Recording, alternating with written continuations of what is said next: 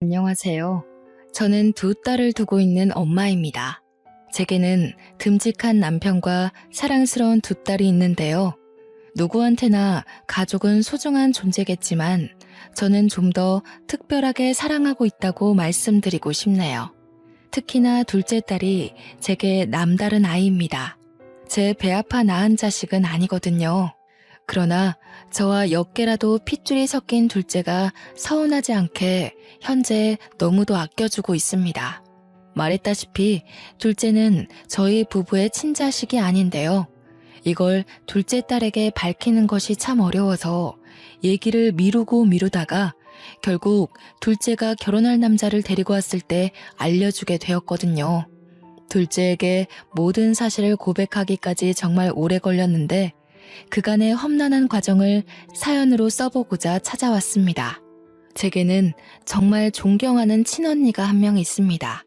당시 노는 걸 좋아하고 현실에만 집중하며 사는 저와 달리 언니는 늘 미래지향적이며 항상 앞날을 준비하는 사람이었어요.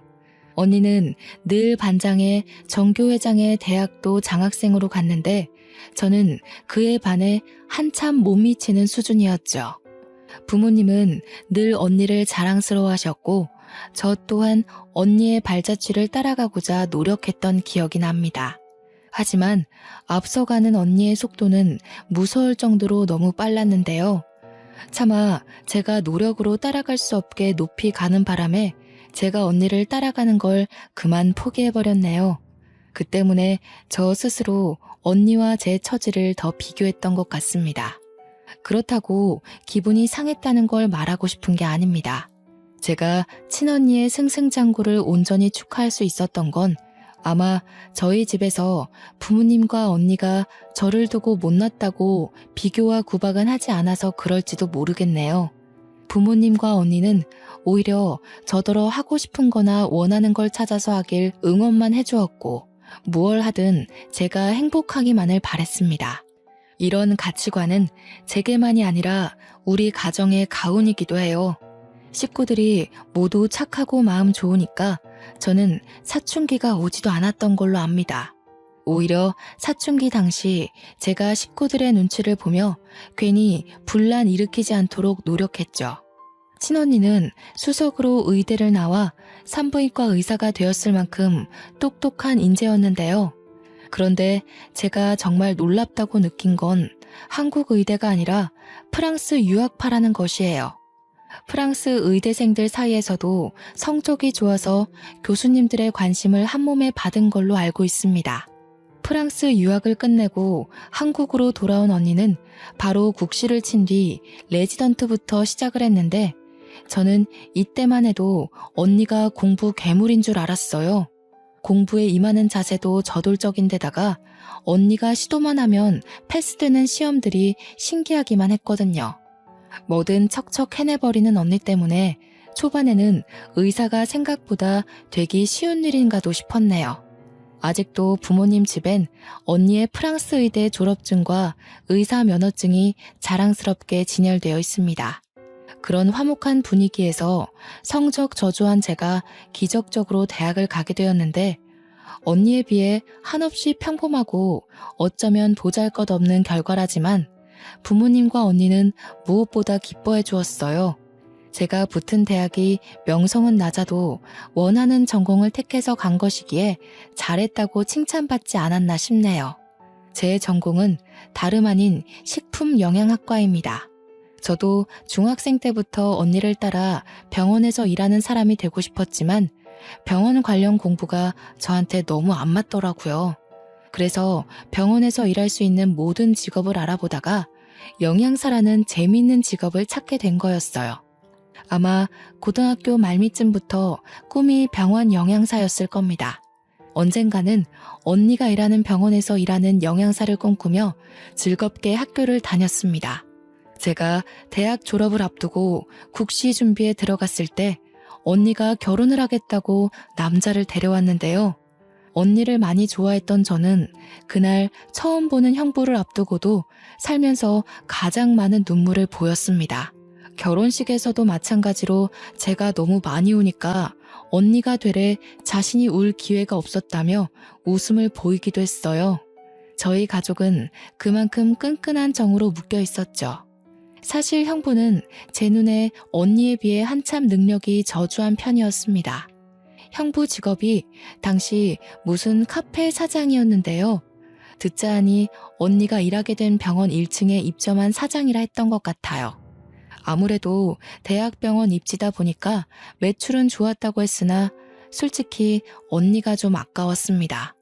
언니한테 얼추 형부와의 스토리를 듣자니 형부가 먼저 치근덕거렸다고 하더군요.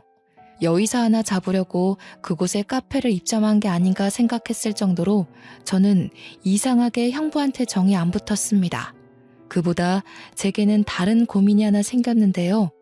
더 이상 쉽게 만날 수 없는 언니가 결혼의 길로 떠났다 보니까 저도 평소엔 생각조차 하지 않았던 결혼에 대해서 진지하게 생각해 보았어요.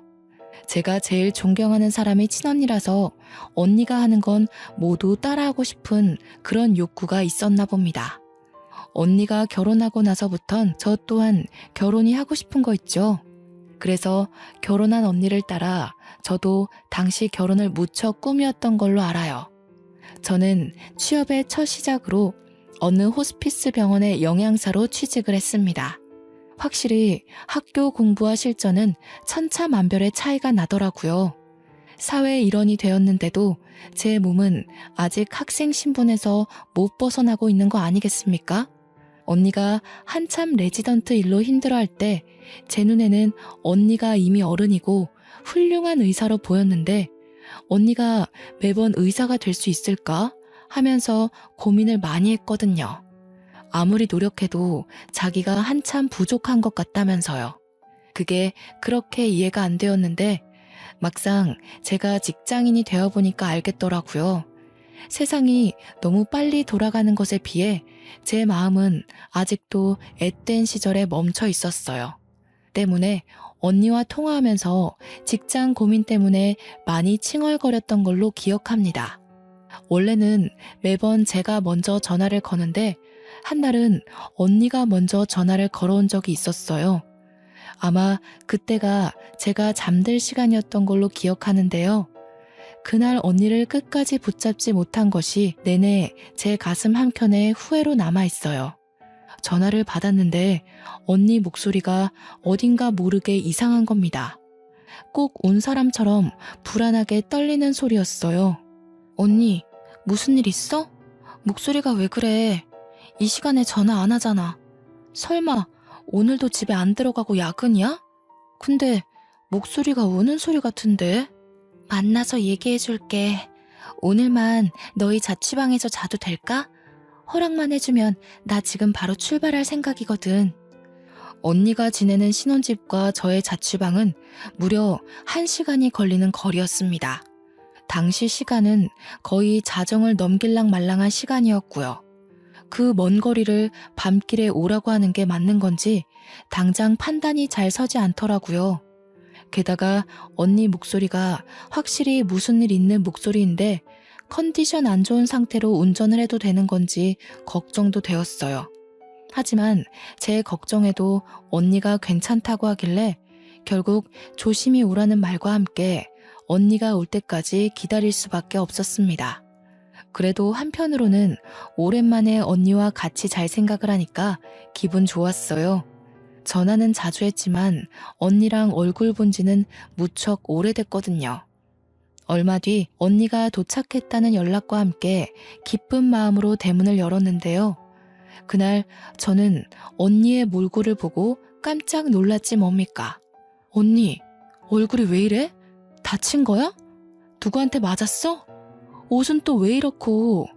집에서 오는 거 아니었어? 아니, 형부는 어쩌고 혼자 이렇게 나와? 집에 형부 없어? 엄마 아빠한테 나 여기서 잔다고 얘기 안 했지? 절대 말하면 안 돼. 네 형부 일 때문에 찾아온 거야. 혹시 남편이 연락 오더라도 일단은 받지 마. 알았어. 엄마 아빠한테도 당연히 말 안 했지. 시간이 늦어서 전화할 수도 없었고. 아니 그보다 도대체 무슨 일이냐니깐? 누가 이랬어? 언니는 마치 누구와 몸싸움이라도 한 것 같은 몰골이었습니다. 제가 계속 상황 설명을 재촉하자 언니가 마음을 추스르고 말해주기 시작했는데요.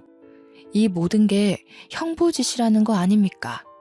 결혼한 지 반개월밖에 안 되었는데 형부가 바람을 폈다는 거 아니겠어요? 형부 입장에서 그런 적 없다고 부정하긴 했지만 언니는 형부가 몰래 상간녀랑 통화하는 걸 들었다고 했습니다. 그것 때문에 대판 싸운 적이 있었는데 그 뒤로 형부 성격이 날카로워져서 뭐만 하면 언니한테 딴지를 걸었다고 했어요. 심지어 언니가 병원에서 온 긴급 호출 때문에 남자 직원과 통화를 했는데 그걸로 바람피냐면서 몰아갔다고 하는 겁니다. 자기가 바람핀 걸 그런 식으로 언니와 자기를 동일시하면서 맞바람을 핀 걸로 만들려 했다는 거죠. 이렇게 엉망인 꼴로 도망쳐 나온 이유도 바로 그걸로 따지고 들다가 다툼이 난 거라고 했습니다. 언니는 저희 집에서 한 일주일 지내다가 다시 신혼집으로 돌아갔는데요. 형부가 문자로 잘못했으니까 집에 오라고 하는 사과에 돌아가게 된 거예요. 솔직히 저는 그때 언니를 그렇게 보내는 게 너무 불안했습니다. 그래서 가지 말라고 무슨 그런 사람이 다 있냐고 당장 이혼하라 했더니 언니가 괜찮다고만 하는 거 있죠.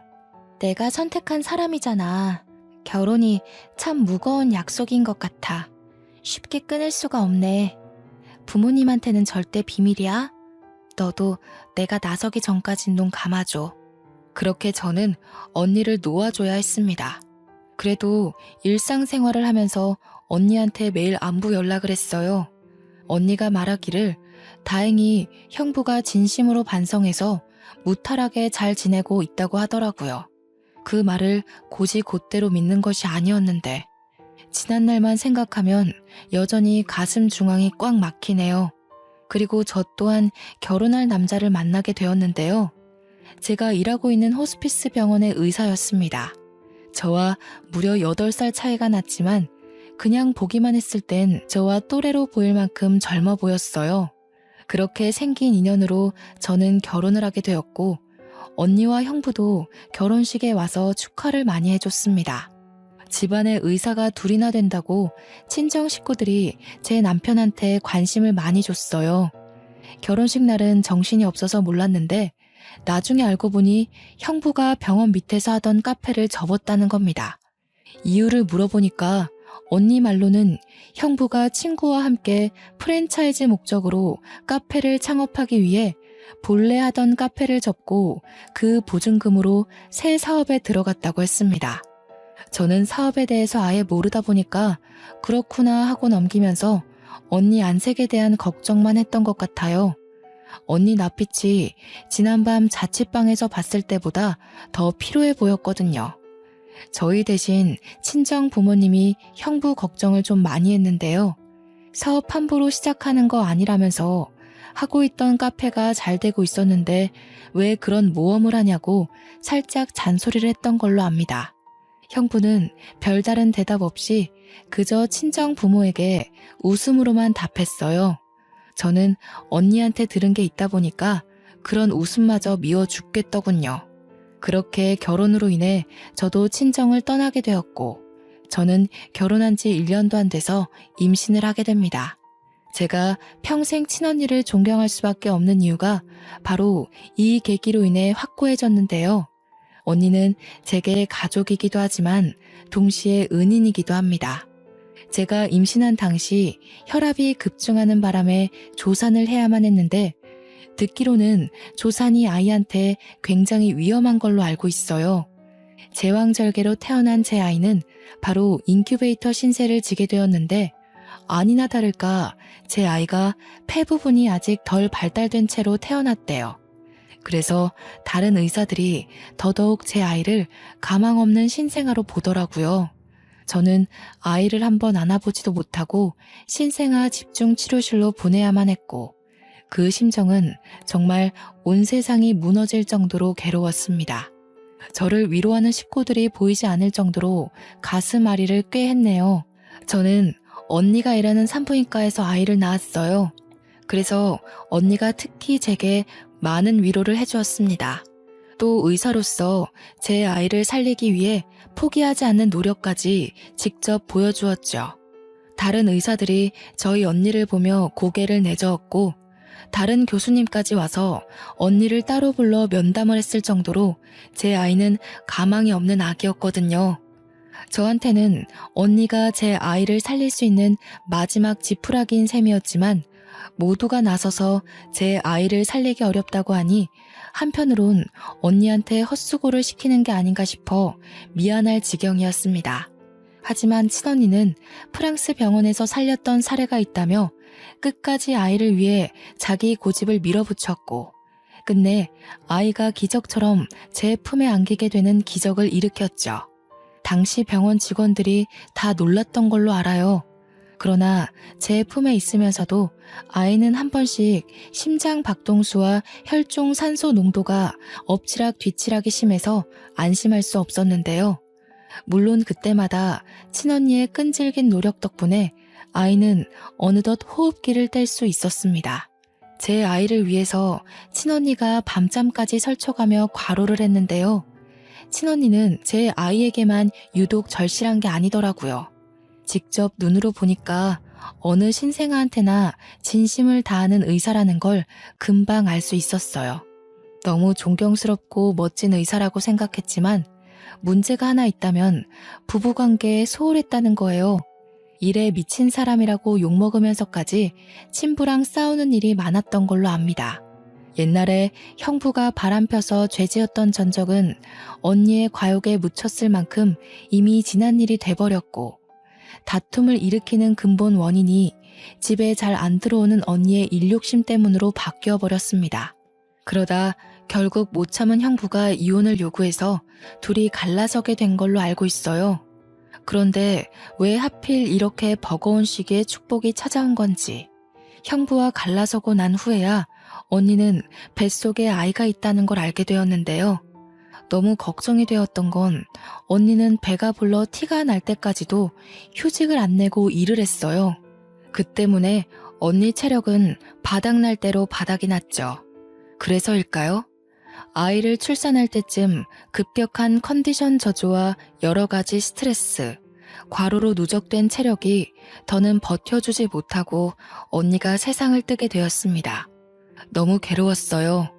언니가 부모님께 알리지 말라고 해서 언니의 처지를 저만이 알고 있었는데 유일하게 알고 있는 제가 언니를 위해 아무것도 해주지 못했다는 사실이 미치게 힘들었습니다. 이 상황에 가장 미웠던 건 형부라는 존재였어요. 언니가 집에서만큼이라도 마음 편히 쉴 수 있는 시간이 있었다면 그리 허망하게 죽지 않았을 거라 생각했거든요. 형부를 찾아내서 똑같이 망가뜨려 주고 싶지만 이미 이혼해버린 사이기도 했고 어디서 뭘 하는지 알 길이 없었습니다.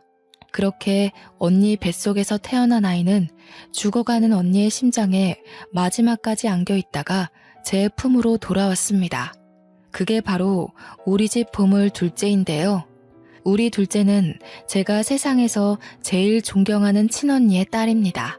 남편도 언니의 아이를 둘째로 받아들이는 것에 흔쾌히 동의했을 만큼 착한 사람이에요. 그렇게 저희 부부는 둘째를 얻게 되었는데 둘째가 건강하게 자라주는 것이 행복하다가도 갈수록 근심 걱정이 늘어가는 거 아니겠어요? 저희 부부한테는 둘째한테 모든 사실을 밝혀야 될 의무가 있는데 맑게 자라주는 둘째 앞에서 차마 입이 떨어지지 않는 겁니다. 그저 다음에 하다가 결국 둘째가 결혼할 남자를 데려올 때까지도 말을 못한 상태로 전전긍긍하기만 했네요. 그런데 하필 또 둘째가 데려온 남자가 둘째한테 첫 남자라는 거 아니겠습니까? 딸들의 연애 사정은 부모가 간섭할 일이 아니라고 생각해서 일부러 묻지 않았는데 첫 남자와 결혼하겠다고 덜컥 고백하는 둘째를 보고 좀 많이 당황했습니다. 엄마는 우리 딸이 잘 살았으면 좋겠어. 해프게 남자를 만나보라는 건 아니지만 그래도 첫 남자의 바로 결혼은 좀 생각해보는 게 좋을 것 같은데? 아빠도 좀 걱정이 되는구나. 우리 딸이 선택한 남자니까 그 친구가 괜찮다는 건 충분히 알겠어. 하지만 그래도 이건 좀 섣부른 점이 있지 않나 싶은데. 나도 생각 없이 결정한 거 아니야. 결혼할 사람에 대한 확신이 있어서 그래. 저희 부부는 둘째 고집에 못 이겨 결국 남자친구를 한번 데려와 보라고 했고, 그 주 주말 저와 남편은 딸 남자친구를 처음 대면했습니다. 딸 남자친구는 사람이 둥글둥글하고 웃음이 많아서 사람 자체가 나쁘지 않기는 했습니다. 그래서 당시 같이 식사하는 내내 분위기가 좋았어요. 그럼에도 불구하고 딸이 남자친구를 보내자마자 현실적인 문제 때문에 금방 한숨이 나오는 거 아니겠습니까? 엄마, 아빠, 표정이 왜 그래?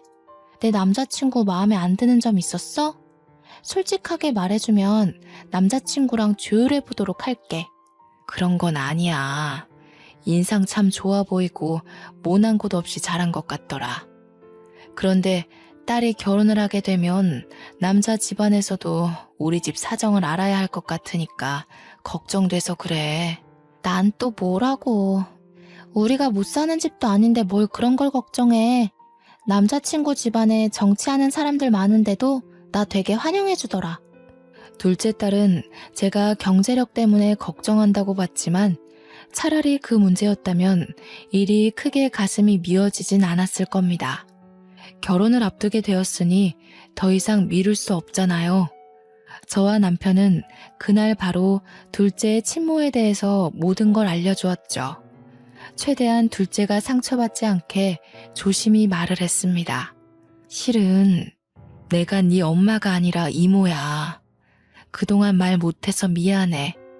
말해야지 하면서도 엄마가 이렇게 용기가 없었다.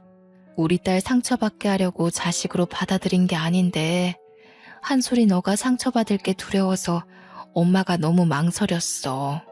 차라리 더 빨리 얘기했다면 둘째가 덜 충격이었을까요? 역시나 둘째는 저와 남편의 장황한 설명에도 이렇다 할 반응을 보이지 않았습니다. 둘째 나이 30을 바라보는 시점에서 딸은 자기가 입양된 아이란 사실을 알게 되었는데 당연히 상처가 될 수밖에 없겠죠. 부모인 줄 알았던 사람들이 사실은 이모와 이모부라니 누가 그걸 단번에 이해할 수 있겠습니까? 그 아픔을 감히 가늠조차 할 수가 없어서 저와 남편은 마냥 둘째의 대답만을 기다렸는데요. 장난치는 거야? 남자친구가 그렇게 마음에 안 들었어? 아무리 그래도 어떻게 이런 식으로 거절을 해. 거짓말하는 거지? 겨우 내비친 둘째의 반응은 부정과 어리둥절한 얼굴이었어요. 당장 어떤 반응을 보여야 하는지도 몰라 계속 멍 때리는 표정이었습니다. 저와 남편은 이왕 밝히게 된 거 숨기는 거 없이 모두 보여주기 위해 제 친언니 사진과 샛노랗게 물들어버린 옛날 언니의 초음파 사진, 그리고 산부인과 출산 기록까지 들고 와서 둘째에게 내밀었습니다. 둘째를 저희 부부 호적에 올린 확인서까지 모두 빠짐없이요. 한솔이 친엄마는 정말 훌륭한 산부인과 의사였어. 프랑스 가서 유학 생활도 했을 만큼 유능했거든. 우리 한솔이가 그렇게 대단한 엄마한테서 태어난 거야. 너무 늦게 알려줘서 미안해. 그동안은 엄마가 너무 겁을 먹었던 것 같아. 그래서? 이걸 말해주는 이유가 뭔데? 나 엄마 아빠 딸 아니니까 그만 떠나라는 거야? 결혼까지만 부모님 노릇해줄 테니 나더러 세상에도 없는 친엄마한테 가라고? 아니야. 엄마가 너를 왜 보내? 우리가 너를 얼마나 온 마음 다해서 키웠는데. 넌 누가 뭘 해도 내 자식이야. 그건 엄마가 이 사실을 밝혔다고 해서 달라지는 건 없어. 그럼 왜 갑자기 이걸 말해줘?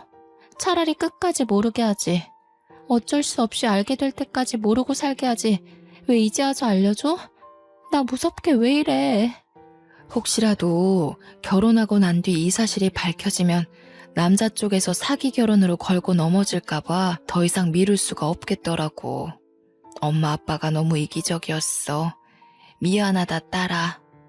유치원 때 이후로 한 번도 둘째가 겁에 질려 우는 걸 본 적이 없는데 얘기가 다 끝나고 나니까 둘째가 어쩔 줄 몰라 하며 눈물을 보이더라고요.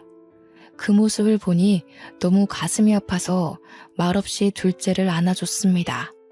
그리고 저와 남편은 연차를 내고 둘째를 데리고서 친언니가 안치되어 있는 납골당을 찾아갔어요. 그 안에는 우리 둘째와 똑 닮은 친언니가 웃고 있는 사진이 있었고 그 옆으로 둘째의 어릴 적 사진부터 교복 시절과 대학을 졸업한 사진까지 놓여 있었습니다. 자식을 보고 싶어할 언니의 마음을 조금이나마 위로하기 위해서 제가 마련해 둔 건데요. 옛날부터 유독 둘째 사진을 많이 찍어둔 이유가 다 언니에게 바치기 위해서였죠.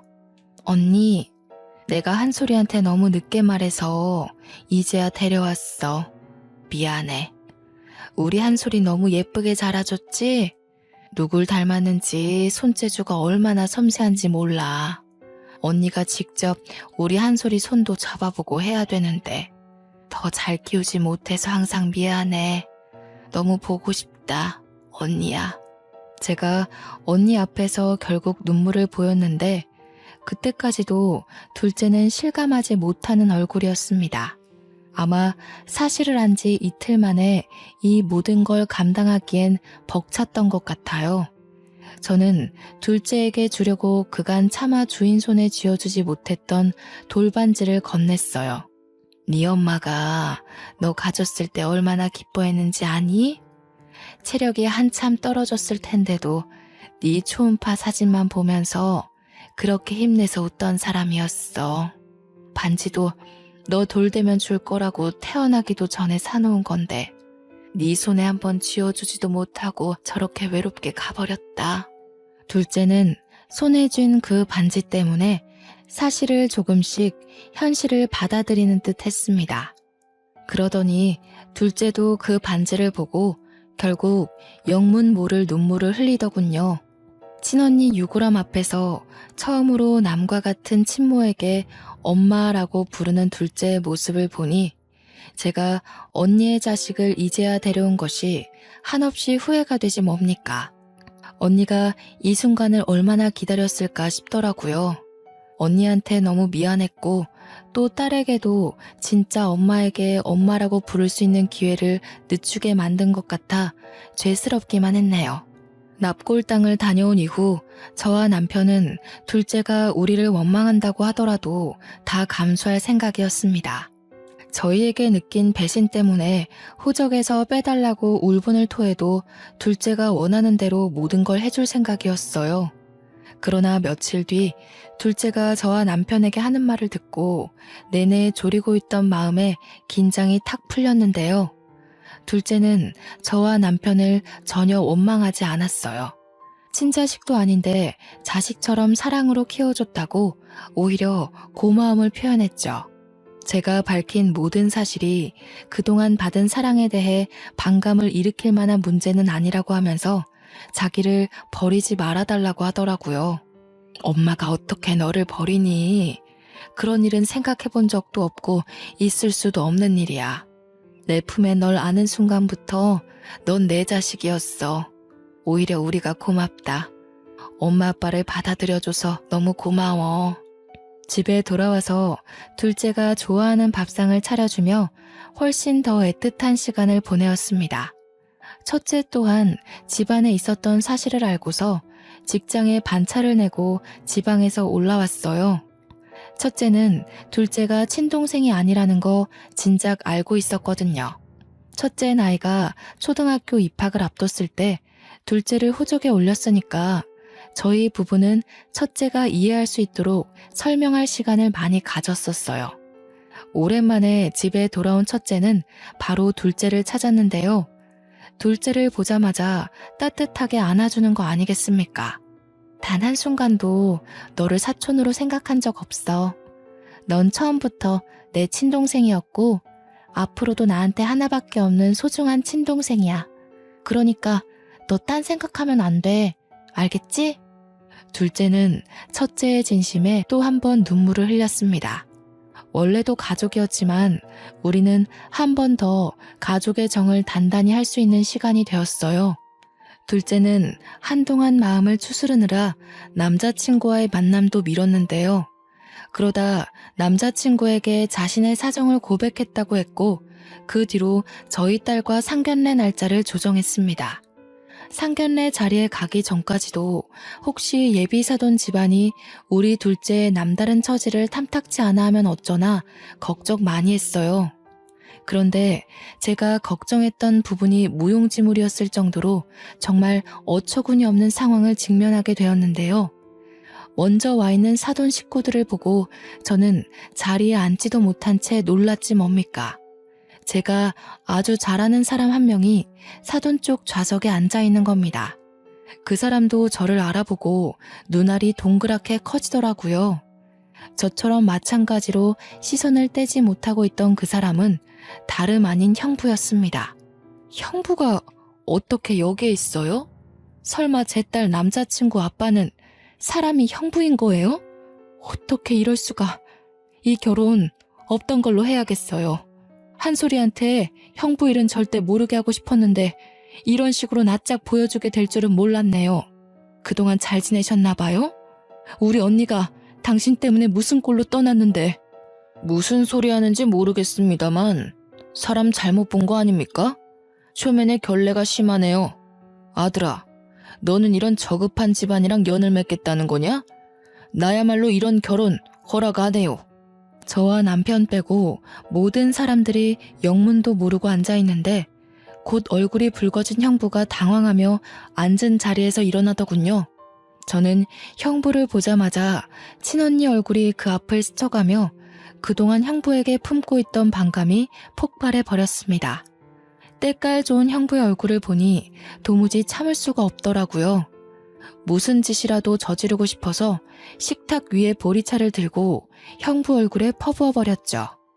놀란 형부의 몰골이 쫄딱 젖어버렸는데요. 그때 형부의 새 부인이 벌떡 일어나며 저한테 소리쳤습니다. 어머머, 이봐요. 제정신이에요? 초면에 뭐 하시는 거예요? 문제가 있다면 대화로 풀 생각을 해야죠. 설명부터 해주는 게 순서 아닌가요? 이 사람 입 아프게 설명해줄 가치도 없는 사람이에요. 형부, 우리 언니 그렇게 때려가면서 이혼하자고 협박하더니 지금은 잘 먹고 잘 살고 있었네요. 이번엔 정치계통 사람들이에요. 어쩜 그렇게 돈 있는 사람만 잘 찾아다닌대요? 형부는 여자 돈 보고 결혼하는 사람이잖아요. 그래서 우리 언니 재산 떼먹으니까 좋았어요? 무슨 소리 하는 거야? 내가 언제 네 언니 재산을 떼먹었다고 그래? 이혼해서 재산 분할한 게 왜 떼먹는 거야? 법이 시키는 대로 했을 뿐이야. 가진 것도 능력도 없는 형부를 우리 언니는 책임까지 느껴가면서 끝까지 쥐고 있었어요. 언니한테 애가 있었다는 것도 몰랐겠죠. 당신이 돈 빼먹을 다른 여자 찾는 동안 우리 언니는 형부 때문에 극심한 스트레스로 출산하다가 세상을 떴어요. 뭐라고? 애가 있더니 그건 또 무슨 억측이야. 뭐가 어찌됐건 나는 모르는 사실이야. 이미 네 언니랑 이혼을 한 상태고 네 언니가 어떻게 됐든 말든 내 알 바 아니라고. 진작부터 형부라고 부르기 가짜났었는데 지금까지도 되바라진 인성으로 지내줘서 다행이네요. 내가 언젠가 만나게 되면 꼭 언니가 당한 거 손톱만큼이라도 갚아주려고 벼르고 있었거든요. 그러니까 한 대 더 맞으세요. 이번에 저는 형부의 싸다구까지 날렸습니다. 그리고 들고 있던 가방으로 형부를 패기 시작했죠. 저는 똑똑히 기억하고 있습니다. 형부가 새로 꾸린다던 프랜차이즈 사업이 쫄딱 망해서 거짓골이 되었는데 그것 때문에 자격지심이 심해져 우리 언니한테 폭언과 폭력을 일삼았다는 걸요.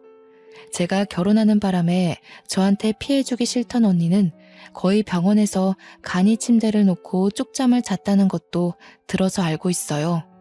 이 모든 사실을 입 밖으로 꺼냈더니 예비 사돈 쪽에서 얼굴이 새하얗게 질려 있더군요. 형부는 비굴할 정도로 새 부인 앞에 머리를 조아리며 변명을 하기 시작했습니다. 사돈 집안에 정치인들이 많다더니 알고 보니까 저 새 부인이 전 국회의원인 거 아니겠어요? 그래서 보잘것없는 형부와 재혼을 한다고 했을 때 새 부인 집안에서도 반대가 심했다고 하네요. 말 그대로 형부가 너무 스펙도 없는데 이혼남이기까지 하니까 쪽팔렸기 때문이겠죠. 그래도 세부인 마음을 존중해서 끝내 집안 어른들로부터 재혼을 승낙받은 건데 말년돼서 추잡한 현실이 드러난 셈이 되었네요. 형편없는 형부의 진실이 생각보다 더 밑바닥이란 게 세부인 집안 귀에 들어가면 형부 앞길 망하는 건 안 봐도 비디오인 꼴이었습니다. 당신 나한테 전부인 사이에서 자식 없다고 하지 않았어요? 폭언은 또 무슨 소리예요? 당신 전부인이랑 깔끔하게 합의 이혼한 거라면서요. 도대체 이게 다 뭔 난리예요? 없어. 자식 없는 거 맞아. 합의 이혼도 맞고. 이 사람이 전부인 동생인데 별 뜻 없이 그냥 나한테 용심 부리는 거야. 내가 다 해결할게. 당신은 신경 쓸 거 아무것도 없어. 내가 여기서 그대로 다 밝히기엔 우리 한솔이한테 상처밖에 안 될 테니까 말은 삼갈게요. 사모님 집안 생각해서 제안하는 건데 이 남자에 대해 궁금한 거 있으면 증거물 다 대줄 수 있거든요. 당장 원하시면 저희 집으로 안내할 수도 있어요. 제가 세게 나오자 형부가 당황해서는 제게 제정신이냐면서 무슨 일을 꾸미려는 거냐고 언성을 높였는데요. 세부인은 형부의 말을 가로채며 제 말을 더 들어보려고 했습니다. 상당히 충격받은 것 같더라고요. 세부인도 나름대로 머릿속을 정리할 시간이 필요했는지 다음날 연락 달라고 하면서 제게 명함 하나 주고서 자리를 먼저 떠났습니다. 형부가 세부인 뒤를 급하게 쫓아갔지만 놓쳤는지 차였는지 금세 다시 돌아와서는 저를 어떻게 해보려고 손찌검하려고 했어요. 남편이 아니었다면 정말 한 대 맞았을지도 모르겠네요. 우리 언니가 저 더러운 손바닥에 참 많이도 고통을 받았겠죠. 제가 일으킨 파장은 둘째 딸뿐만 아니라 남자친구까지도 놀라게 만들었는데요. 특히 딸 남자친구가 자기 애인과 서로 의분남매였다는 사실에 벙쪄 있더군요. 그러나 마찬가지로 얼떨결에 친아빠를 보게 된 셈인 둘째 딸의 반응은 조금 달랐습니다. 둘째도 자기 엄마에 대한 애착이 있었던 건지 제 남편과 힘을 겨루고 있는 형부에게 가서 지갑으로 뒤통수를 한 대 후려치더라고요. 형부가 당황해서 둘째를 보는데 형부 또한 둘째가 자기 친자인 걸 눈치껏 알아본 것 같았어요. 내 몸속에 아저씨 피가 섞여 있다는 게 진짜 저주스러워요. 엄마가 아저씨 얘기는 숨기길래 별로 알고 싶지도 않았는데 오히려 알게 된 게 다행이네요. 하마터면 아저씨 같은 인간의 며느리가 될 뻔했잖아요. 세아가 네가 어떻게...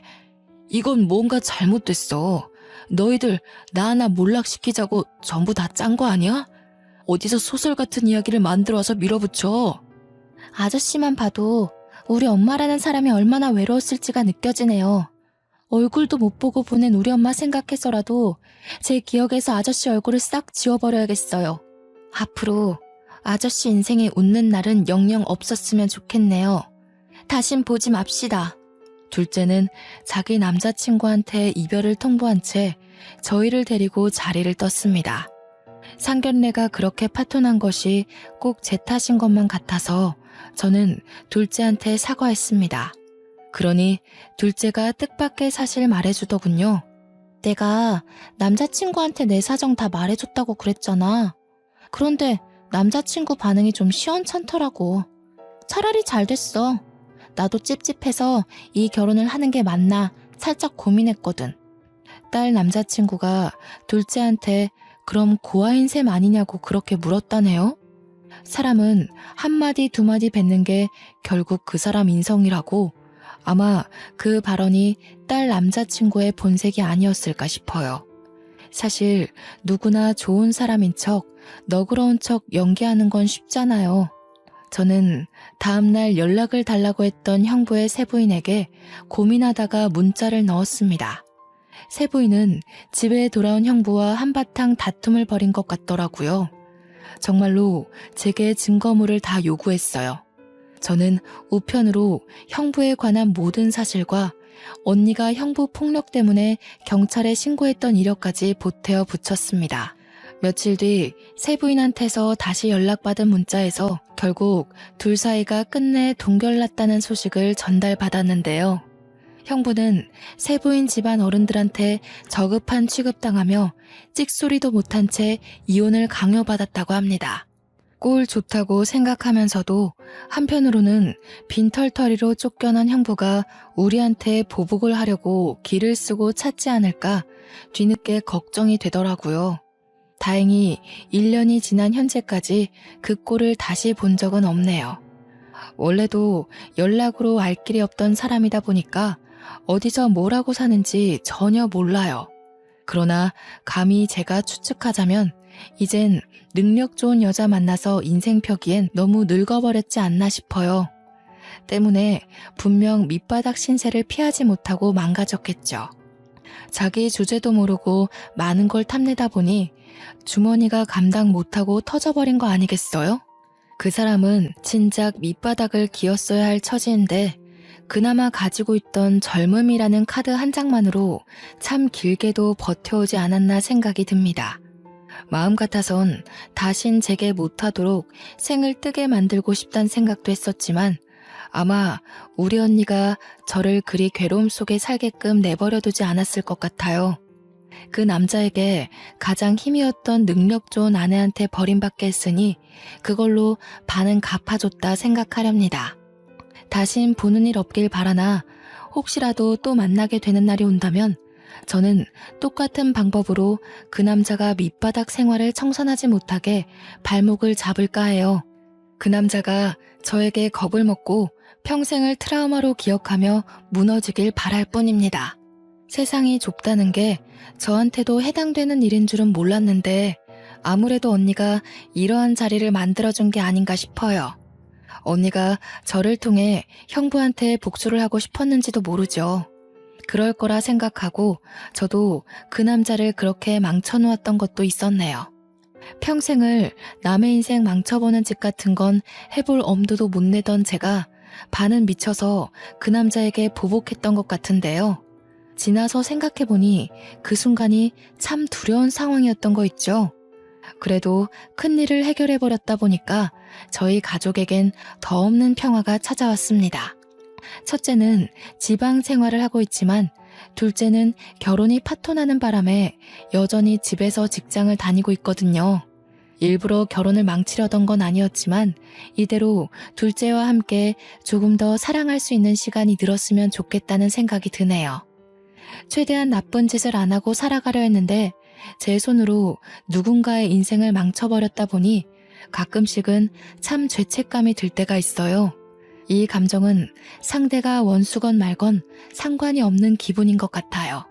그때마다 착한 제 남편이 곁에서 위로해주지만 그럼에도 이렇게 한 번씩 올라오는 감정들이 있네요.